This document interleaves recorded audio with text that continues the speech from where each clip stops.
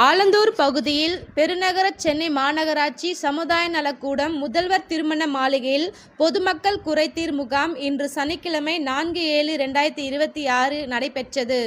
இதில் ஹரிஷ் எம்எல்ஏ சட்டமன்ற உறுப்பினர் தலைமை ஏற்றார். பொதுமக்கள் அனைவரும் அதிகமான எண்ணிக்கையில் மனுக்கள் கொடுத்தார்கள். மார்க்சிஸ்ட் கம்யூனிஸ்ட் கட்சி ஆலந்தூர் பகுதி சார்பாக மனுக்கள் கொடுக்கப்பட்டது.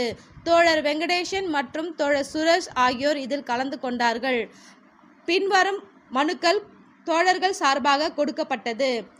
சர்க்கார் நிலத்தை ரயத்வாரி நிலமாக மாற்றி பட்டா வழங்கிட வேண்டும் என்று ஒரு மனுவும், நங்கநல்லூர் பிவி நகர் சுடுகாட்டை நவீனமயமாக மாற்ற ஒரு மனுவும், நங்கநல்லூர் ஜே.கே. மகால் எதிரில் நிழல்குடல் அமைத்து தர வேண்டிய மனுவும், நங்கநல்லூர் ஏழூர் அம்மன் கோவில் குளத்தை மீட்டு சீரமைத்து தர வேண்டிய மனுவும், நங்கநல்லூர் ரகுபதி நகர் 3வது தெருவில் மினி டிரான்ஸ்பார்மர் அமைத்து தர வேண்டிய மனுவும் கொடுக்கப்பட்டது.